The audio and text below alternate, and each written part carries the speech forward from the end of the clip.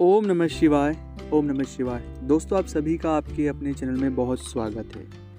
आप अच्छे होंगे और आप हमेशा खुश रहो, भोलेनाथ से मेरी बस यही दुआ है। अगर अपनी कुंडली का एनालिसिस आप हमसे करवाना चाहते हैं, स्क्रीन के ऊपर नंबर चल रहे हैं, व्हाट्सएप पर अपॉइंटमेंट लेकर बात कर सकते हैं।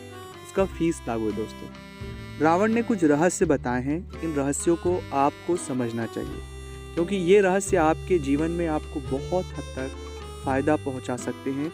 और ग्रहों को समझने के लिए, अपनी कुंडली को समझने के लिए आप कई सारी चीज़ों को स्वतः ही अच्छे से कर सकते हैं। आप चाहे कोई से उपाय कर रहे हो, चाहे आपकी जो भी परेशानी हो, लेकिन अगर इन रहस्यों को आप समझ लेंगे, इन बातों को बहुत गंभीरता से जान लेंगे, तो आपकी कई सारी परेशानियों का हल आपको स्वाभाविक रूप से मिल जाएगा। दोस्तों, वो कौन से रहस्य हैं जो रावण ने बताए हैं, जो रावण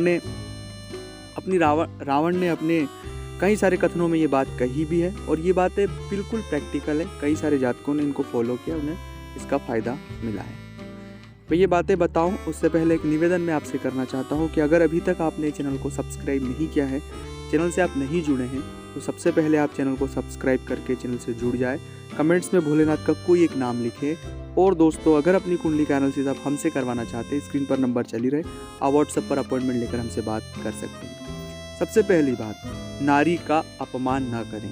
अगर आप नारी का अपमान करते हैं या नारी का सम्मान नहीं करते हैं, तो आपके ग्रह कभी सही नहीं हो पाएंगे। चाहे आपके ग्रह कितने भी मजबूत क्यों ना हो, चाहे आपके ग्रहों में कितने भी प्रबल क्यों ना हो, वो आपको नहीं मिलने वाले हैं। ये भी प्रैक्टिकल आप रावण के जीवन से भी देख सकते हैं, और रावण ने ये बात कई बार कथनक तौर पर सामने आती है। इसलिए कभी भी जाने अनजाने में, चाहे आप महिला क्यों ना हो, नारी का अपमान ना करें, उनका सम्मान करें, उनकी बातों को समझे और फिर आगे बढ़े। दूसरी बात है जो रावण ने इस विषय को लेकर कही है कि अपने गुप्त रहस्य, अपनी गुप्त बात, चाहे हम खुश हों, चाहे हम कितने भी अच्छे माहौल में हो, गुप्त रहस्य कभी किसी के साथ शेयर नहीं करना चाहिए।